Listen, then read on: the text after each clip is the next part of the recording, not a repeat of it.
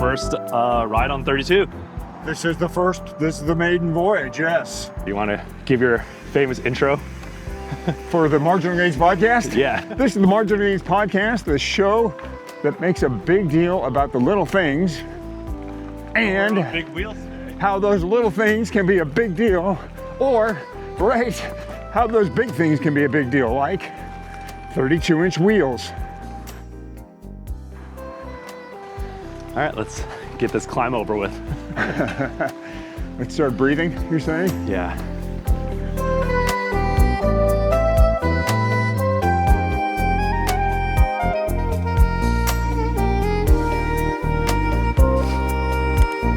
But so far, it kind of feels like a normal bike, huh? Yeah. Well, it's not as rattly as my rigid 29er. I mean, certainly, mine kicks around more.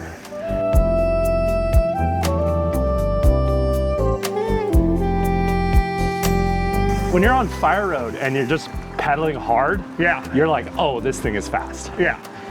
So I would say like, this stuff, not the ideal conditions for this bike, but you know, that's the beauty of a mountain bike. It's never ideal. Right. Yeah. It's versatile. Yeah. No perfect bike, no perfect day. Yeah.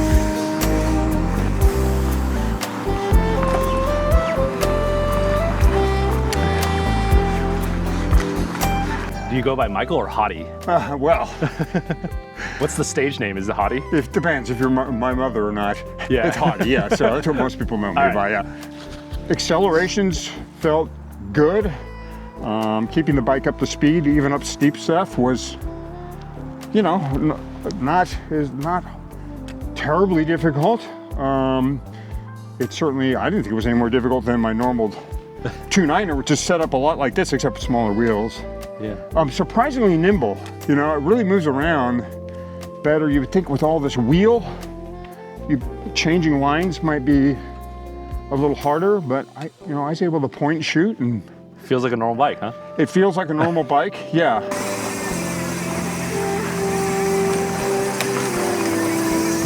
So we switched bikes. Yep. Hottie's on the 29.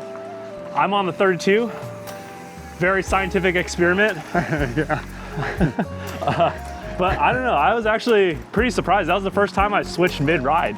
Yeah. What are your first impressions, Hottie? Just, I mean, suddenly I felt like I was on a toy. Oh, here we go. Right away, I noticed how much smoother this thing rolls. Yeah. And this one, you gotta be more line conscious. Oh. Yeah, I think I'm out.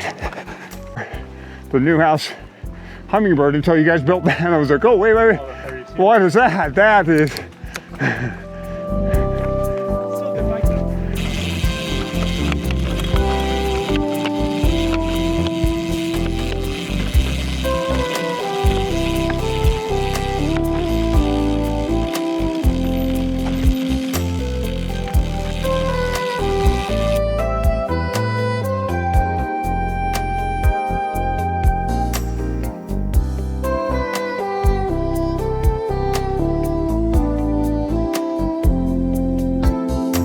There's a pump.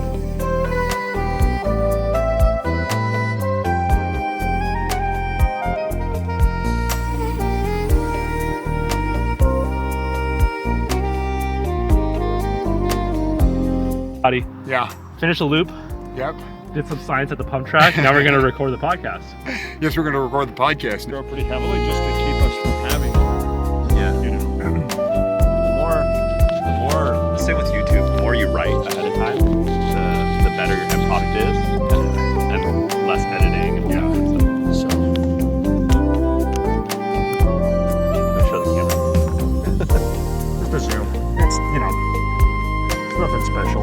They work fine. Yeah. Okay, like we said, Daniel Yang is our guest. Daniel, first of all, thanks for bringing me out on a mountain bike ride. This is kind of a rarity for Marginal Gains. Out here in the field, riding bikes. Future Daniel here. Thanks for tuning in to the video podcast experiment. I'm trying to find new ways that we could connect and explore nerdy bike topics together. Big thanks to Hottie and Silka for making this podcast happen. The rest of the video is the audio from the podcast, so go take a walk, do some dishes, and listen to our chat. You can also find the Marginal Gains podcast on all your normal podcast platforms. You guys are smart. You can figure it out. Okay, like we said, Daniel Yang is our guest. Daniel, first of all, thanks for bringing me out on a mountain bike ride. This is kind of a rarity for Marginal Gains. Out here in the field, riding bikes and then doing an interview. Folks, we're in Joaquin Miller Park, and I think we're still in Oakland here, right, Daniel? Yes. That's where we are right now. So thanks for joining me out here in nature. This is a good way to do a Marginal Gains podcast. Thanks. I'm honored to be the guest. I listen to the podcast a lot. Fellow bike nerds, and it's pretty cool to be on it. Yeah, we are having Daniel on for a number of reasons. Hopefully you folks have heard about the Neuhaus bikes and about the 32-inch wheel. And that's going to be a main talking point for the show. We're going to really rotate around that subject quite a bit here today because Daniel put me on a 32-inch bike, a bike he designed, and we went out for a ride today. But first, as always, Daniel, we like to pull back the curtain on the guest a little bit and find out a little bit about you, your bio, or I don't know if I got this off your webpage. It says designer, engineer, 3D print guy, right? Is that, And I think now it's more, I kind of identify more as an artist. Okay. Because, the design, engineering, 3D printing is all a means to the end. And what I'm doing now is creating bikes, but really with those bikes, I'm creating experiences. That's how I see things now. Yeah. And you have a degree in mechanical engineering. mechanical engineering. Yeah, so I'm a true nerd. You're Yeah. And it said PhD question mark. Are you still pursuing Oh yeah, for that? sure. That's definitely going to happen sometime soon. Maybe by the podcast comes out. Okay, cool. Yeah. So we always like to ask our guests how the bike enter your life. Yeah. So I started biking. I was always biking as a kid, and we would have to Benelli Park, actually, where I grew up, where you're familiar with too, down in SoCal. But I would be forced to ride Benelli Park with my family over and over every weekend, and I hated it. But then in college, I started riding first to commute, but then I actually started mountain biking for fun. I started mountain biking with my brother, and in grad school, I started to get more into road cycling and racing bikes, track racing, and then now I do all sorts of biking. So. Okay. That's how I got into bikes. Mm-hmm. And I guess the question is, how did I get to designing bikes? Right. And I think if you're an engineer, you always want to build stuff, right? Like that's why you become an engineer. And ironically, when you become an engineer, you don't build anything anymore. You're just designing things or checking specs or running tests. I mean, you're still building stuff, but you're not physically building stuff.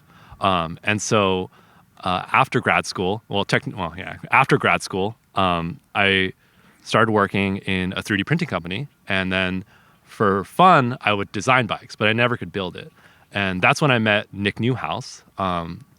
He actually built my first bike, first custom hardtail. And then we started working together, both part-time. We were both still working at the time, and I was doing more design engineering. He was also doing design, and he would be mostly the fabricator and welder. And then I would say 3 years ago, there was the whole interest rate change, which upended tech. And so there was a lot of layoffs, including me. And at that time, I was like, oh, well, I've been doing this part-time for fun. Now let's see if I can do it seriously. And so for the last 3 years, Nick and I have been doing this full-time seriously. Neuhaus Metalworks and Artifact Bikes, which is more road bikes, and YouTube. Right. That's the marketing. Those are your three professions as it stands right now, right? Yes, exactly. Yeah. So tell us how Artifact and Neuhaus, how they coexist. Are they one and the same? How does that work? Yeah, they're sister brands. Like Nick and I work on both of them. But we talked about on a ride today, road bikers, gravel bikers, and mountain bikers don't get along. And it has nothing to do with bikes or technology or marginal gains. It's simply a cultural thing. And so separating the brands allows us to, like if you post a road bike thing to a mountain bike account, people are like, what is this? Okay. So yeah, it's separate. Yeah. Artifact also, I have a little bit more creative control because I know the road bike drop bar space a little bit better. Okay. So that's the distinction. But and there is a road bike. Yes. In production, the Eterna. Both custom ones, which we're building now, but also a production one coming up. I'm actually really excited about that. But Yeah, it's a beautiful bike. I remember there was a pretty extensive video of you trying to come up with a fork for that bike. Like you were very specific about the fork you wanted for that bike. It was quite a journey. Yeah, exactly. And I would say we're obviously talking about 32s today, but I'll touch on this a little bit. Is like I think design is really fun putting a lot of intention into designs that people maybe overlook, like for example, steel road bikes or hardtails, right?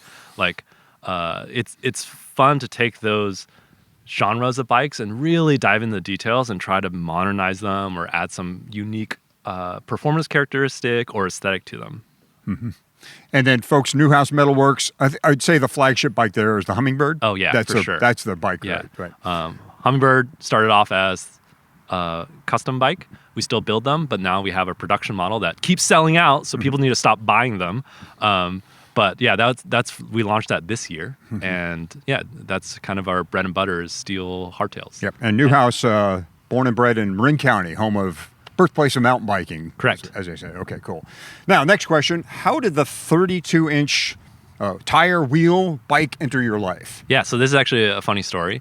I was in Taiwan visiting suppliers and making YouTube videos at Taipei Show. And then there was news that the 32-inch tire came out. So I'm like, oh, not this again. And so, I went there, took a look, took pictures. And so frame building actually has a really unique relationship between wheel size and the bikes that we build. So like early frame builders are the early adopters, right? Like they were the first ones to come out with 29ers. First one to come out with 29ers, first one to come out with plus bikes, first one to come out with gravel bikes, if you think about it, right? And so new tire sizes and frame building are related. And so I purposely, even though I didn't want to do 32s, I made an effort to try to get a pair of tires. And in Taipei Show, I didn't have much luck. And then fast forward to Sea Otter, I barge into the Maxxis tent and I'm like, where are they? And they're like, what? I'm like, the 32-inch tires. And then obviously I was joking. And then they gave me an email, which seemed like at a time a fake email. But turned out there was a person behind it. And then they sent us an early pair. We got this bike together. And honestly, at the start of the Nova project, the 32-inch project, I thought it was just a marketing project. I was like, how much better can it be, right? Like, but we got to do it just to test it. But, it's good marketing, right? But yeah, we built it. And this wasn't even my size. This is actually Nick's size, and he was injured, so I had to ride this bike to make the YouTube video because we already filmed the building of it. And then when I rode it, I was like, oh no, this is actually really good. And yeah, I think you rode it in the park. You had some initial impressions. What did you think of it? The first thing, we went uphill right away that caught me was, this thing has no problem going uphill. And I think that's due to its traction. Like every pedal stroke gets paid off.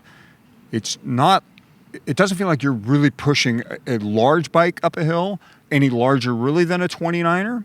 The other thing I noticed too is it's surprisingly nimble. Now that may be what you did with it geometry wise, I don't know, but I was able to push it around, change lines at will. For the most part. So those were the two things that stood out. Right. Of course, it rides great. I mean, Neuhaus is known for ride quality, and it rode beautifully, right? But those are the two things right away: traction, and I was surprised at how well I could push it around. Yeah, and I think it's worth saying, since I'm sure everyone can see on this podcast that we're both 6 feet tall, or you're a little taller than me, I think. But yeah, I guess that's also important to note in this discussion is that we are on the taller end. I think we're saddle height twins. We're around 870 millimeter, 860, 870, depending on how much we stretch saddle height. And so, yeah, that's why I think for us, we will have different experiences than someone who's maybe shorter or even taller. Right. We did switch bikes, which halfway through I was riding the 29-inch Hummingbird and you were riding the 32 Nova, and we switched halfway. And that was actually the first time I've done it mid-ride. And I was actually surprised because the very first pedal strokes I took, the ground felt so much more muted. And they're both 2.4 cross-country dry tires. And yeah, that was an interesting impression that I got. Yeah. It threw me out of sorts, actually. Suddenly I'm on a 29er, which should feel normal. It just didn't. That can happen. It's like changing shoe sizes all of a sudden, right? Yeah. So you're like, wait, where's my balance? Where's my line? How does this bike move? It was a little bit jarring at first. And I did find myself, certainly I missed the traction right away. Like as soon as I got on 29, I'm like, I missed the traction. And I miss that more planted feel that the 32 offered. Yeah. Then and I think there's some technical marginal gains which give the 32 platform that. We can get to that. But I was going to say what's interesting about what struck me the most when I hopped on the 32 for the first time. And like I said, I thought it was going to be bad. But when you hop on a totally different bike, totally different setup, different tires, and it feels good, that must mean that it's better, right? Like, imagine if it felt sketchier. You would automatically be worried that, oh, it feels sketchier. Or like if you were losing traction, you would go to the thing that sticks out the most. But when you jump on a new bike, different setup, and it's like, oh, this actually feels good. I think that's a good indicator that there's some performance benefits to that bike. And, this is us normal people talking. We're not like professional athletes, right? 32-inch wheels, that's a standard already, isn't it? Yeah. It's well, I should say there have been people who've built 32-inch bikes before and unicycles. I think that's where it came out, 32, 36. But what is new is the Maxxis tire. And I think that's what really started the big wheel rolling down the hill. Okay. Because, they've had tires before, like the V Monster tire. But the thing is, like, it's not tubeless and it's a wire bead. And, like, good tires matter, period. It doesn't matter the wheel size. Like, I'd rather have tubeless tires and good rubber compound, good casing versus a bigger wheel. But if you have a bigger wheel and you have a good tire, then you could start doing some comparisons between the two. Before this bike ever came to be, before we could even ride it in the park here today, you had to put it through design on CAD. So tell us about that. Like, what were some of the design challenges you were up against with the new wheel size? Yeah. So I would say with 32, the primary concern, and it should be the concern of all bike designers, is the fit. And the challenge with the fit is that with 32-inch wheels, it will raise your front end by... Well, okay. Without suspension, that's a different story. Let's talk. So the Nova doesn't have suspension, and that's for a reason. But let's just assume that we were talking hardtail to hardtail, because a fork doesn't exist. But I do know some numbers that people are talking about for the axle to crown. But apples to apples comparison, hardtail to hardtail comparison, the front end of a 32 will be 70 millimeters taller, and that is good for us tall folk. Or, honestly, even people who are shorter are preferring higher rise bars. Like, people are using 40, 50 mil rise bars in the mountain bike space. So that's actually a good thing. But the problem is, like, if you wanted to get the bars lower, you have to have a really small head tube, which looks goofy and could be some structural concerns. And people are turning to those super negative stems, which also look goofy. But there's the other element of, like, a good bike is not just something that gets the bars in the right place. Like, when you have bars that low, when you crash, the bars will swing around and, hit your top tube or scratch your top tube. So it's not ideal. But primary is fit. Second to that is the chainstay length. So to maintain the nimble handling that you are used to, and we have to try to tuck the wheel in as tight as possible. And with our 3D printed yoke and CAD modeling, the closest we can get it is 453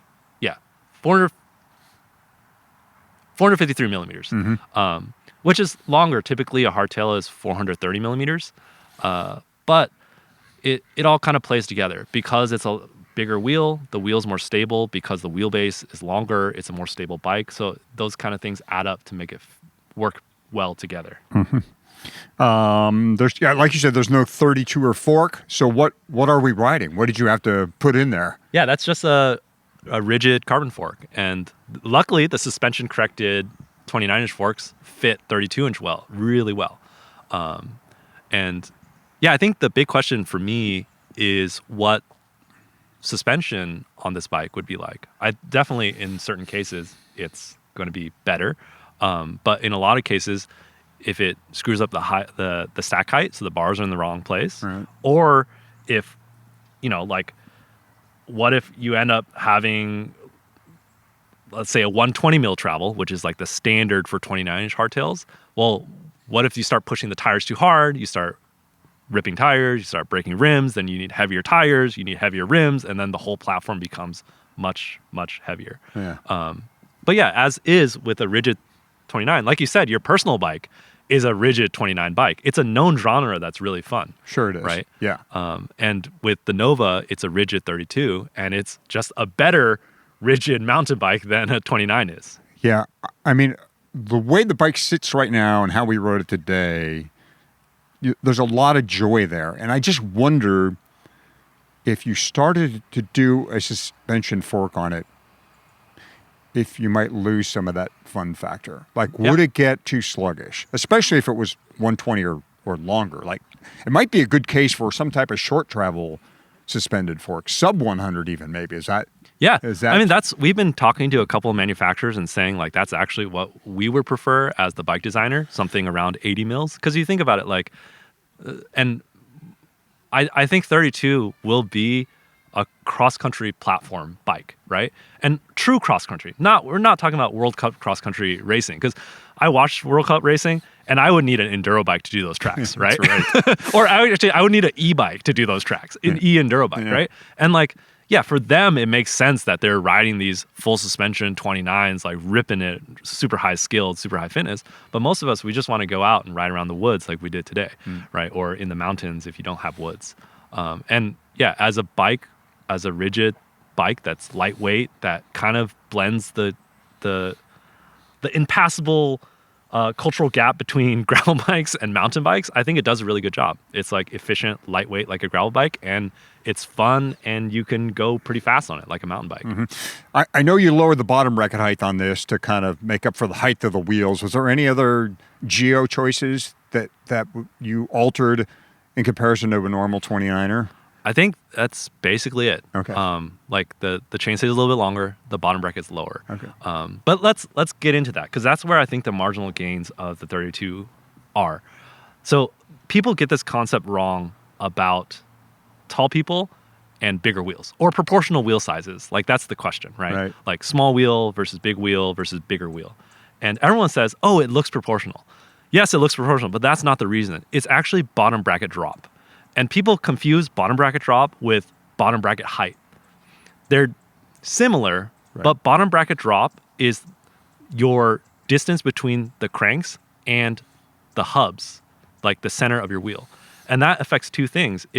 The deeper you are, the more stable you are between the wheels. And for taller people, switchbacks, your front wheel's always trying to fly up on you, right? And having a deeper BB drop is like having a longer chainstay. So like, for example, this BB drop is I think it's about 35 to 40 millimeters deeper.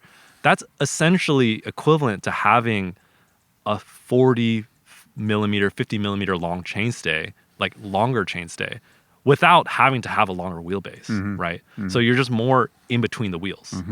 Conversely, smaller riders, if they have a smaller wheel, they have less bottom bracket drop, and what that gives them is more nimbleness. Because with smaller riders, the way the front and rear weight distribution is, there's a lot more weight on the front wheel for smaller bikes. And so if you have less BB drop, you can lift the front wheel easier, or that gives you a more feeling of nimbleness. You're not locked into the bike. So that's the key benefit of the 32, is you have a deeper BB drop, which gives you more stability. And on top of that, you have the bigger tires. And so you have, or I should say, larger radius tires, which gives you a lot more angular momentum. And so angular momentum is calculated by the radius squared. So if you increase the radius a little bit, you get a lot more angular momentum. And that's what keeps your bike, it's the gyroscopic force that keeps your bike upright or sideways, depending on how you want it. Okay. All right. Okay. Yeah. So that's the stability that you feel with the 32s, is actually the combination of the bottom bracket drop and the angular momentum of the larger wheels. Okay. Excellent. Okay. Then you had to build a bike, which thankfully you have access to Neuhaus Metalworks, one of the great builders around here. Yeah. Take us through the build phase. Any challenges as you got this thing off your computer and into the shop? The hardest part was me trying to film while Nick built it. And filming, we had to lock the shop doors and just spend a whole day filming the video to the 32. So that was the hard part. I mean, honestly, it's not that challenging. Like, that's the beauty of Nick and I have been building so many frames that, like we've done a lot of weird stuff. And so this is actually less weird than some of the weird stuff we've done. Yeah. Well, the seat tube does have a pretty dramatic bend in it. Yeah. And I think that's looked like a pretty challenging part of, getting that tube shaped the way you wanted it to. Yeah. So the C2 has a really large bend because we wanted to tuck the tire in really tight.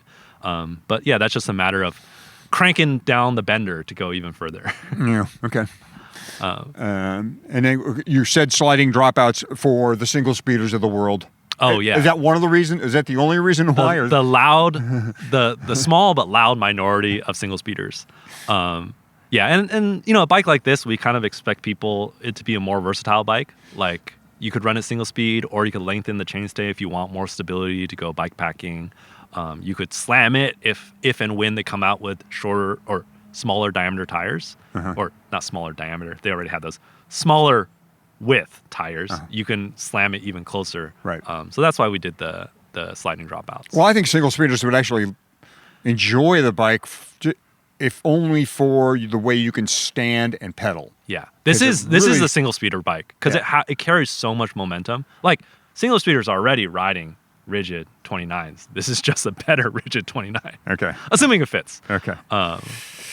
Tube choices? Anything spectacular there, different that you normally would pull out of Neuhaus? I think that's the difference between Nick and I. We don't like to say that they're magic tubes. They're just tubes.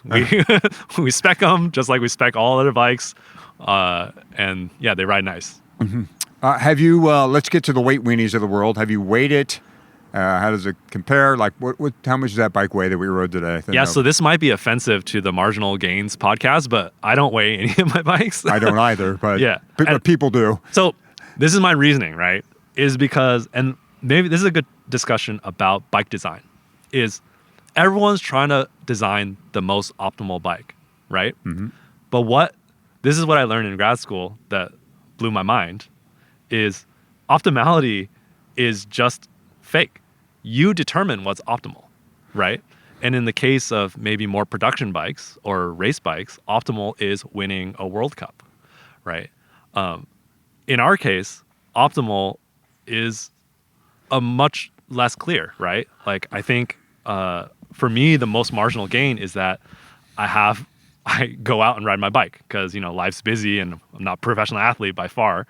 And like, if it's fun, I'll go ride my bike. If it's easy to take care of, I'm going to ride my bike. Mm-hmm. If it has 2 water bottles, I'm going to ride my bike a little bit longer. So these are the things that we care about to optimize the design. Sure. But people still look at that grams column. Yeah. They do. Yeah. So yeah, I honestly don't know. But let me ask you, how did it feel? Well, I gave it the old, what everyone does, walk up to it, grab it by the top tube and pick it up. Yeah. And it didn't offend me. It didn't surprise. I thought, whoa, I can pick it up. I felt like if I had to shoulder it, well, the wheels are so big, it'd be odd to shoulder it, I think. But we walked with it uphill. I wasn't like, oh my God. How did it feel like riding the bike? Not the lightness that lifting it, but the efficiency. That's what matters. It was, I think I commented on trail that climbing, it has so much grip that even if there is a little more weight there at the wheels or wherever, you're getting so much out of each pedal stroke because there's so much grip that it either negates it or you've actually got a better platform you're pedaling under. So yeah. Now, we didn't do any long sustained climbs. You've done those on the 32-incher. Yeah. If this bike were at Leadville going up Columbine, how would it feel? I don't know. Or even back home in the Santa Monica Mountains where I ride a lot, there's a lot of 30-minute, 40-minute climbs there. We didn't have those today. That would be an interesting test to see how you could manage up those. Yeah. I mean, I found it really efficient, like more efficient than a gravel bike simply because, gravel bikes are chasing the bigger tires because they're more efficient off-road. This has bigger tires and bigger wheels. And with the rigid fork, it's just super light and efficient. Mm-hmm. So on trail, you've had it on trail. There's some good YouTube videos. First of all, Grinduro. Daniel has a great video of him riding Grinduro, I guess we should say, not racing. Oh, yeah. I was definitely racing it. I actually got top 10 in the pro category because I accidentally signed up for pro category, and there was like 13 people who signed up. So excellent. I got a top 10 in pros. Okay, so you've raced the bike, which is good to hear. Yeah. And you've ridden it a lot too. Take us through some of your impressions on trail. What does it do for you? What does it not do for you? Well, I want to ask you your impressions because you wrote it. I'm obviously biased. I'm trying to sell new wheel sizes. Yeah, I know. It's hard because it was an hour and a half ride to really get my head around everything. Biggest that takeaway. I thought, biggest thing that stood out. How planted it was, especially, chatter is chatter. Like there were some rough spots out there. Yeah. And when you're riding a rigid bike, it's gonna clank around a little bit, even with 32-inch wheels. I got some rattling. Now, not like my 29er at home, but it was in those sections where I could really let the bike go. I felt like, okay, here's a section where I'm just going to let it run and see what happens. The thing just without hesitation went, okay, up to speed. Here we are, right up to speed. And if there were spots where I thought, okay, this is a spot on my 29er where I know traction might be compromised, or there might be a chance I would lose a wheel here, this bike was nowhere near that area. Like I was much more confident in those spots where you're leaning, you're under loose, you have something loose underneath your wheels. And even if the wheel lost touch with the ground, when it came back down, it just dug right back in. Yeah. And folks, these are Maxxis Aspen, not the STs, but a cross-country tire. Yeah, there's like barely any knobs on that. There's not a lot of width here. But you and I had a long talk about contact patch and what we thought might be happening here, because it's not width that's at play here. It's the length of the contact patch that I think we're feeling, right? As far as the confidence and the assuredness we're getting as far as grip. Yeah. So Touch, I think what you're commenting earlier is the rollover when you hit the stuff and you're like, oh, I hit that thing and it didn't. I think it's a combination of the rollover and also the stability from the lower bottom bracket, not lower bottom bracket, more BB drop, bottom bracket drop, and also the angular momentum of the wheels. Because you can imagine if you hit a bump and you're airborne and you have basically a really large gyro keeping you in your initial attitude, as they call in aerospace, then it won't kick your bike sideways or kick your front wheel in a weird direction. You'll just continue the direction that you were going. And then to comment on the grip, it's really the contact patch. And this is the thing, it's like, we know from in theory that when you have a larger diameter wheel, your contact patch stretches out, as opposed to like a smaller wheel. Imagine you have the smallest wheel ever, it's a sphere, it would just be a circular contact patch. The contact patch in theory isn't bigger because it's proportional to the PSI that you put in, although we did lower the PSI, so there's something there, right? Yeah. But because the contact patch is longer, I feel like it handles loose over hard, like the kitty litter on top of the ground, really well. It doesn't feel like it drifts as much. It just really digs in and kind of almost cuts an edge through the turns. Right. You have to really recalibrate when you think you're going to hit something, and then you're like, oh wait, I could hit that different, or I could hit that faster. That's what I've noticed with the 32s. I did notice. So we started with the bike 19 PSI front, 20 rear. Again, folks, with a Silca digital, what is the expensive digital floor pump that I bought with my own money several years ago. The Super Pista Ultimo, I think, is the one you had. Yeah, there. and I heard that part of the reason why we had better traction is because we pumped it with air through a Silca pump, and I hear that gives you at least 30% more grip. So we started with 1920, and almost immediately I was like, I want to lower the pressure on this thing. Yeah. And I think it's there. I mean, because that 2.4 has got to be equivalent to, at least volume-wise, and it'd be good to do the math, what in a 29er? At least 2.6, I would think, as far as volume goes. Yeah. Which means I think it could really stand. Now, I get it. You want to break wheels out here because the wheels are hard to come by for the 32-inch, but I felt like we could have dropped pressure and really let it kind of grab and give us a little more suspension. That would have been interesting to do. How about, have you tried to do many skills? Now, we took it on the pump track. Yeah, that was fun. fun. We found a failure point in the bike, folks. Pump track, it's really not a pump track bike. Yeah, we tried. Yeah, it's not a pump track bike. Yeah, so it's not a pump track bike, that's for sure. Yeah. You can pump it through corners out on trail, but I think the successive pumps you'll find in a pump track are unwieldy. Is that how you would describe it? Yeah, that was actually funny. I was hoping we'd hit the pump track because I've been wanting to do it. And on the 32, you just don't get as much pump. Like you go pushing the back wheel, and then it feels like you get, well, I guess technically you get an inch and a half less pump. Yeah. But yeah, to answer your question about what it's good for and what it's bad for, I think it's really good for wide open, what I call cross-country mountain biking. Like you go ride a mountain, or you ride from your house, you climb up in a mountain, everyone's length varies, right? But, Fire Road, maybe Blue Single Track, I think that's good. Joaquin Miller, where we rode it, there's some really techie stuff that I wouldn't take it on. Cinderella, if you guys are familiar. Mm-hmm. But I think it's really important to keep in context about mountain bike discussion and bike design is like, first of all, who's it for? And also, where are they riding it? Because people's skill level and also the terrain that people ride on is really varied. And that's where I think Neuhaus, Nick and I have carved out a niche. Is if you think about a lot of the mountain bike design or culture or photography or the pros, they come from Pacific Northwest or Pacific Northwest style riding, like Santa Cruz. And there's elements of that here in the Redwoods at Joaquin Miller, but you know it's tight. There's greasy routes that are scary, right? Yeah. Me growing up in SoCal and you riding in SoCal, like wet routes, what are those, right?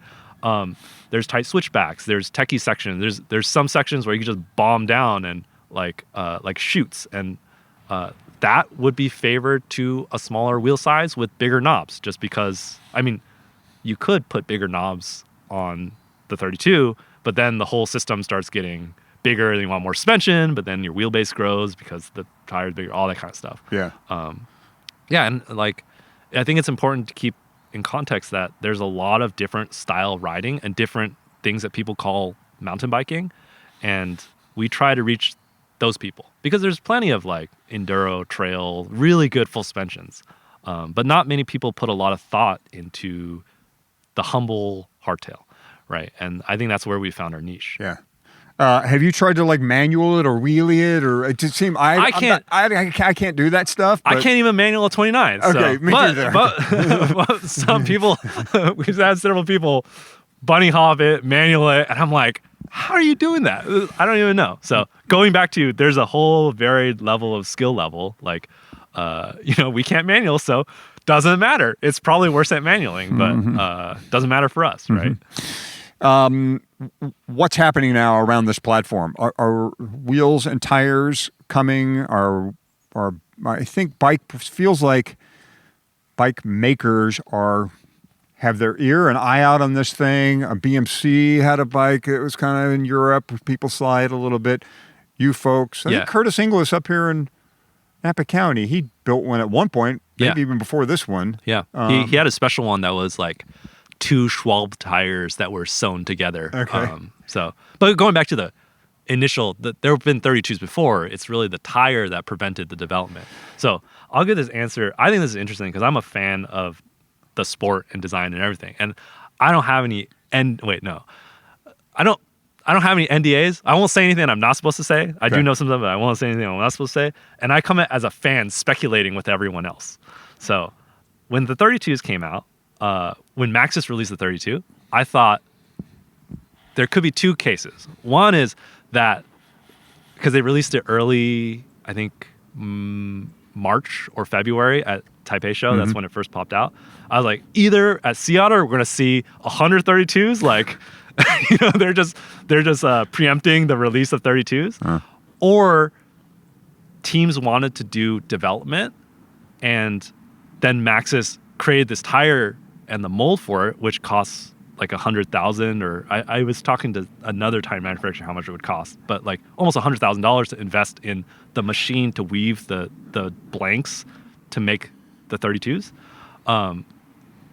So the second scenario was they had invested in the tire technology, and then they wanted to kind of offset the cost and make sure that this becomes a standard, and so they released it to a whole bunch of people. And it turns out, I think it's actually the latter, in that we're really early in the stages of 32 development. And to speculate, and again, I don't know anything. I'm not an insider. I'm an outsider of the bike industry.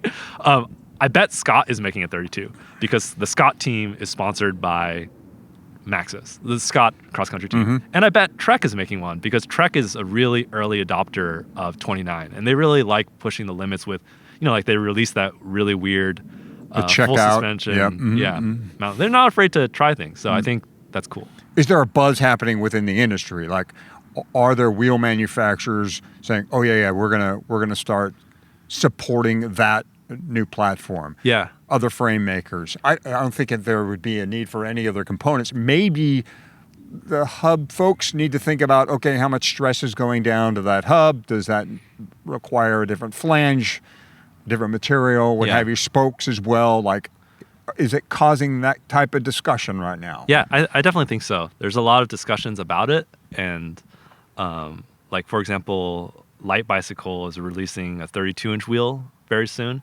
And there's going to be more that come out. My really big question is the forks. Because I don't think, well, I'm sure there's people who actually know what's going on, but I don't know what's going on with the forks.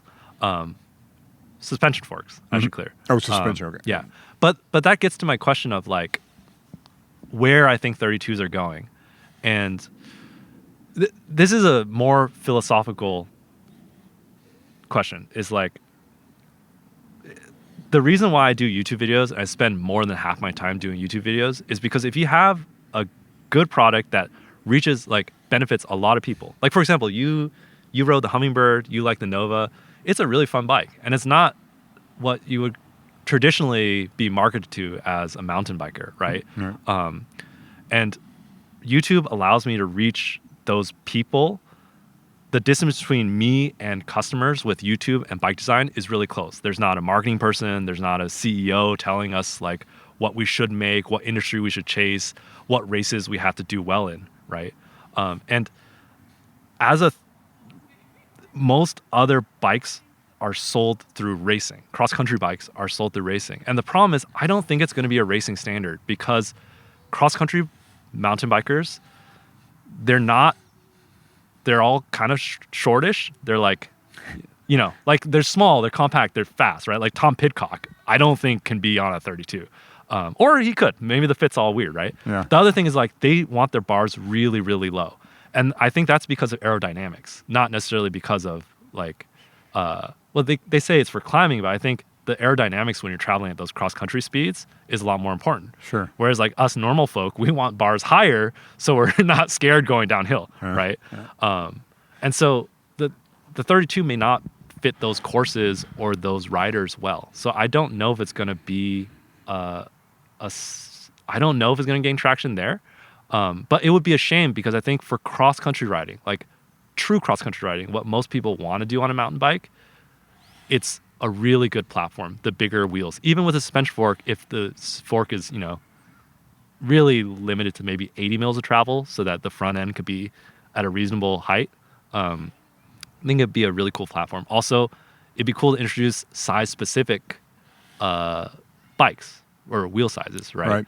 And I think 32s, and I'm going to open up a can of worms, 750D, which is the in-between. What was it? 31 and a half. All right. Or whatever, 30 and a half. I think those could be the cross-country wheel sizes, like the cross-country bike wheel size, and then leave 29s and 750 or 29, 27 and a half to trail, enduro riding, e-bikes, downhill bikes. Because it makes sense. Like a platform that suits aggressive downhill riding is not the same platform that suits riding up and over the San Gabriel Mountains, right? Well, do you think you could design a frame? Because the smallest is the medium large at this point. Is that what you guys are going to do? Yeah. The limiting factor to size is not toe overlap, it's butt overlap. because you're sitting so deep in the wheels that if you maneuver, if you have shorter legs, and I think the limit is really the saddle height. I would say 7. I would feel comfortable putting someone who's 5'8" and like a 730, 740 saddle height on the Nova. But if you have shorter legs, your butt's going to hit the tire. But it's also a chicken and egg thing because not many people are like, going down a steep rock roll and have to shift their weight back to get the butt buzz, right? Some people will buzz every ride. Some people won't even, they don't even shift their body that much, right? So it's hard to say. But yeah, that's the limiting factor is the butt buzz. But they already created a wheel size for those people. It's 29. That's right, yeah. Well, I think you are making one thing that 32er I think makes a case for is wheel sizes for body sizes, for people sizes. Yeah, exactly. And like we said, that's really just tuning the bottom bracket drop. So because the taller you are, the higher your saddle, the higher your center of gravity. And so you are a little bit more, there's debate whether that's unstable or stability. But, generally higher center of gravity, it's easier to backwards, easier to go over forward. And when you have a deeper BB drop, you can sit in between the wheels more and you feel more stable. Yeah, I think the question is, would the industry support that? All those wheel sizes. Like you're running the same frame out there. Say you launch your Specialized and you launch the Epic or what have you. Yeah. And you go, now we're going to do 3 wheel sizes in this bike. Like, is that sustainable for big companies? So this is what bugs me about bike industry. And this is why Nick and I, we do things separately. Like, this is what actually empowers me. Is like, I think it would make a big difference because the fit benefit is really important, right? But what bugs me is like they would rather have 5 different mountain bike models. And look at how many tires there are. You have the super rolling slick. You have the less rolling slick. You have the trail tire. You have the more trail tire. You have the enduro tire. Like there's already so much stuff out there. It's just like, in my opinion, it's just like a marketing challenge or like an adoption challenge, but there's certainly benefits. Like you felt it, it's fun, it's a fun bike. Like that's ultimately our gauge of what a good bike is. Yeah. But there's no way my wife would have fun on that. Yeah. But because she's 5'4" or something like that. Yeah. Yeah. And like she would struggle. It would be just a big struggle fest for her, even if the frame was the right size and everything, right? It would, for somebody of that size would probably feel like, give me my 29er back. Yeah. Yeah, exactly. And we even make 27.5 Hummingbirds too, right? Like no one talks about it, right? But we are wheel size specific for that exact reason. Because fit, it's so funny because you rode the bike and I think one of your biggest comment was like, what's the crank length on this, right? And like fit matters way more. Fit, tire pressure will matter way more than the wheel size. But, assuming you have those dialed and you know that well, especially since this is Marginal Gains podcast, right? Then bigger wheel size, if it fits you, and it fits the style of riding that you do, is better. Whether industry adopts it or not, that's a business question. That's not a bike design question. Let's answer the real skeptics out there, and that is, this is just the bike industry trying to sell us something else that we really don't need. Do we really need 32-inch wheels? Why do we need? And I've seen those comments already. Yeah. Is there a sliver of truth to that? I mean, truth be told, the mountain bike industry is not doing great right now. Yeah. As we sit here in October of 2025, like sales have been sluggish. E-bikes are, I guess, the one driving factor there. Yeah. And so there, some new excitement certainly would help this side of the bike industry. Yeah. But let's answer the skeptics anyhow. Are we just trying to sell them something that they don't really need? Yeah, I think they are. Like bike industry is trying to sell stuff. That's just how it works.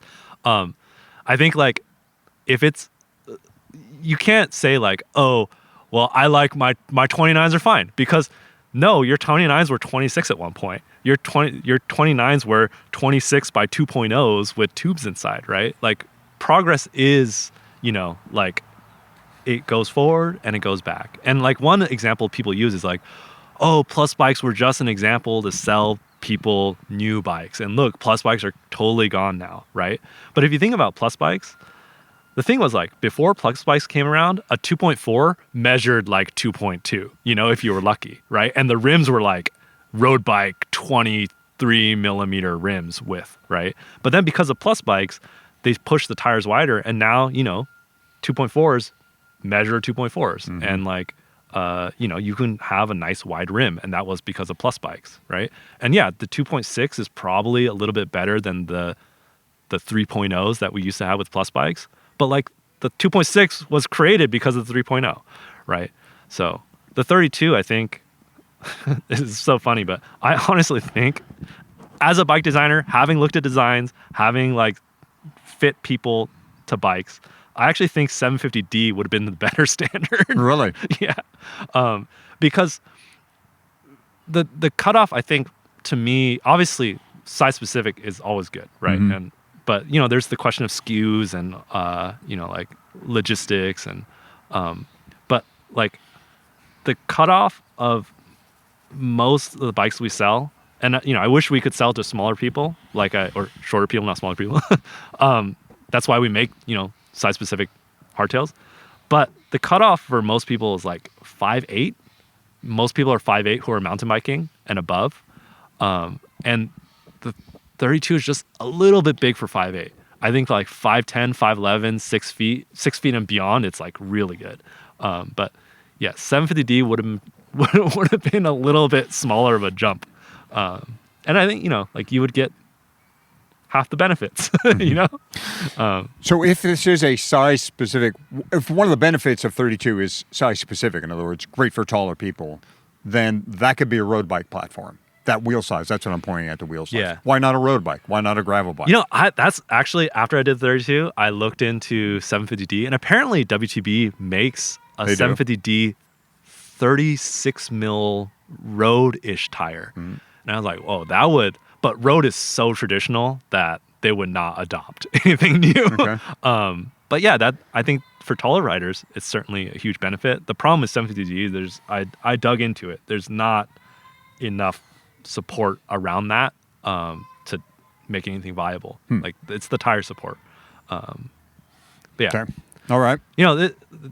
WTB was the one who started 750D, and I applaud them for that. But like some things I think about is sometimes an idea is too good for its time.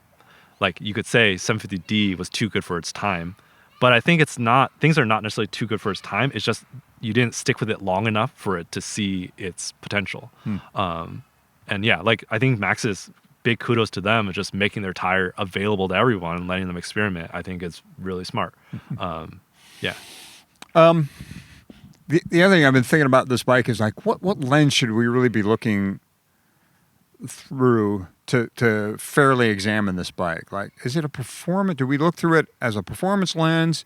Is it just a fun lens? Like, do we look at through those types of glasses? Like, no, you got to think about this as just fun. Can it be a performance bike? Like, is it a race bike? Yeah. Is it a bike that opens a door up and gets more people on bikes? Like, what lens do you see the Nova through? Yeah. So this is a little bit of bike design philosophy, I think. I think what I try to prioritize in designing bikes is that it encourages you to ride it. And that could be multiple different things, right? So like, for example, let's take road bikes, for example. Most people buy new road bikes not because their performance of the new ones are better, which they are. It's because they get tired of their old one. Like, it's just not cool anymore. It's not interesting, so they get a new bike. Kudos to those who stick with their bike for years, right? And like, what I try to do is I make design a bike to be fun and timeless and interesting enough for you to keep around and ride it, like encourage you to go riding. And so a bike like this, because it's novel, is actually a good thing. Because imagine when you see this bike, can you visualize doing rides that you normally wouldn't do on your existing bike? What I visualize is making those rides better. Yeah. That's because what I ride now is somewhat similar in that it's set up similar, but I'm not always happy when I'm on rides on that bike. Yeah. I see that bike making those rides better and possibly exploring, possibly taking on stuff I wouldn't normally take on a rigid 29er. Yeah. That's how I would see that. And so that gets to the performance aspect of it, right? Because a lot of times performance is talked about for racing, but and also, like, I would say sometimes when people design a bike, they focus too much on fun and there's not enough performance. And ultimately, like, a bike needs to be efficient. It needs to be fast, and not because you're racing, but so like you said, it feels easier, so you want to do it more. You feel like you can go longer. You feel like you can ride faster, right? And so, yes, I think in that lens, it is higher performance. Like, Probably won't show up in World Cups. That's my guess. Or it might for a little bit, but I just don't think the way World Cups are structured that works well. But for everyday riding, I think it's a really good platform. How about something more endurance based, like a Leadville? Yeah, I have no experience doing Leadville. You do that? What do you think? I would ride it at Leadville, but I tried to ride a 29-inch rigid bike at Leadville too. I would ride a gravel bike at Leadville. I mean, to me, Leadville is more of a blank canvas than it is to other people. Yeah. But if you're riding for time and you're really serious, and maybe this is your bucket list race, I think you want to go with something proven, like maybe let somebody else do it first. Yeah. Right? So it's one of those things. I would have no problem, though, towing the line at Leadville. I mean, anything with fire roads, that the 32 eats up fire roads, both like climbing and descending. It's so fun. And yeah, I would say blue single track. That's probably where you would want this bike. Anything more technical, if you're doing jumps or pumping and stuff, like smaller wheel size is better for that. Depends on what you find joy in mountain biking. Kind of delving into philosophy here, which is a lot of fun, and riding, and what makes people ride and what makes people don't. When I was out on my trails and thinking about getting together with you, I was thinking, what do I see out here?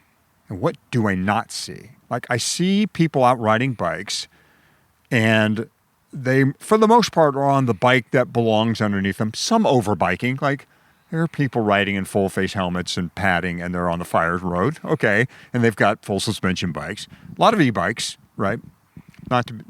Nothing real surprising there. But then I started thinking, like, who am I not seeing out here? Who's not here? And why aren't they here?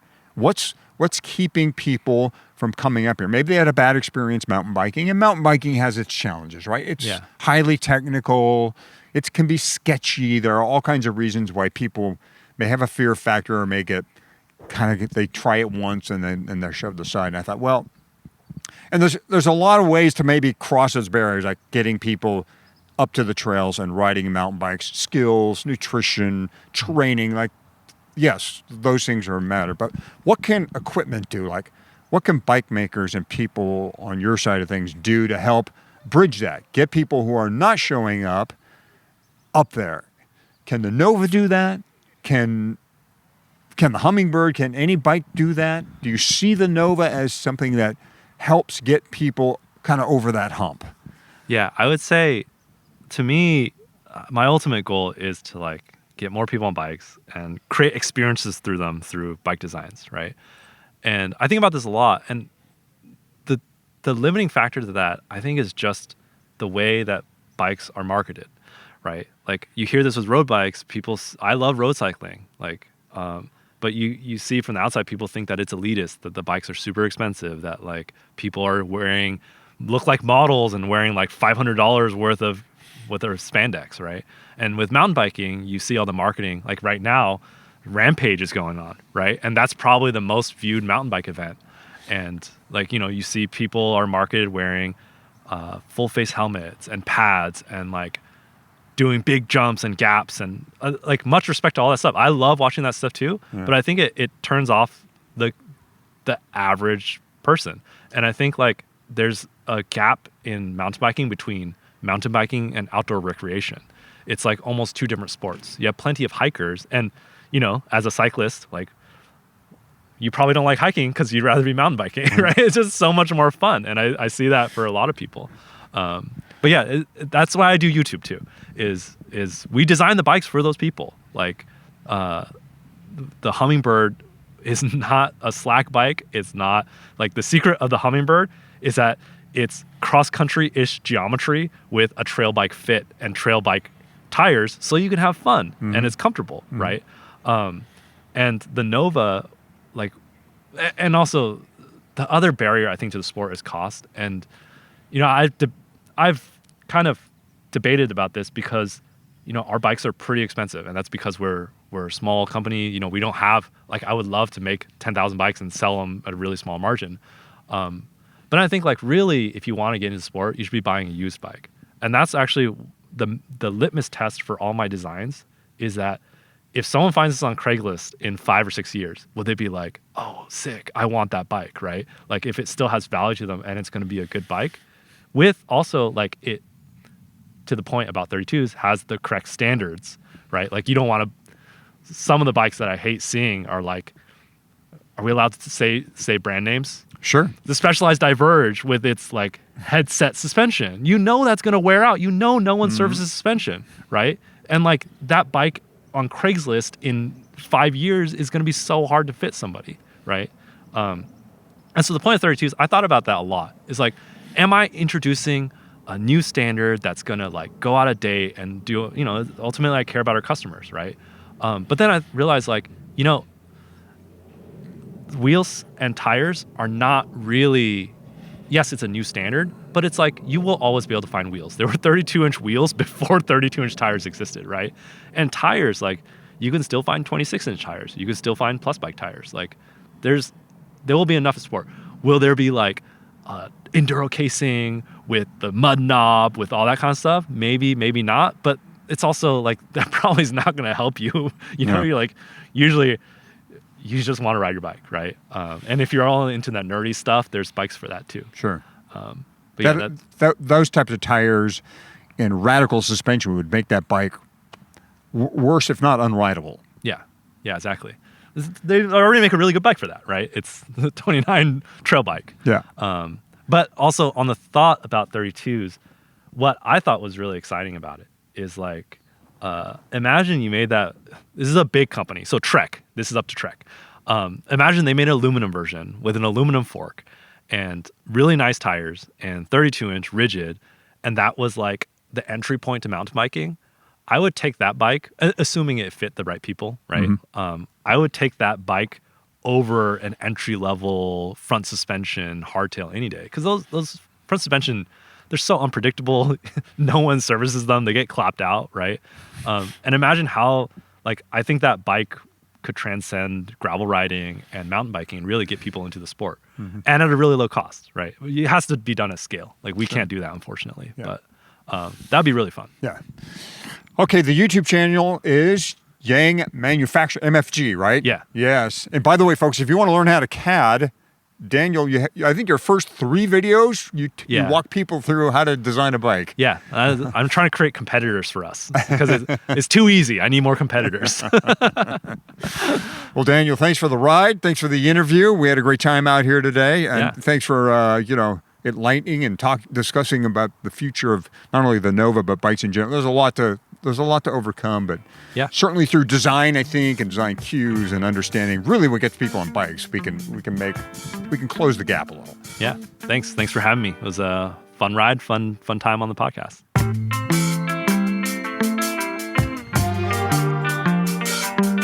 Thanks again to Daniel Yang. We also want to thank Neuhaus Metalworks for letting me ride one of the few 32ers in the world. Neuhaus is taking custom orders now on the Nova. If you are 32 curious, check out Daniel's YouTube channel. It is Yang MFG. He's got videos on building and riding the Nova and the aforementioned tutorials on how to CAD. If you have a comment on this episode or a question about what it's like to ride a 32-inch wheeled bike, use our Marginal Gains hotline, 317-343-4506. That's also the spot where we gather questions for our Ask Josh Anything episodes. You can also go old school and comment at marginalgainspodcast.cc. We will be back soon with more questions and answers. Thanks for listening to Marginal Gains.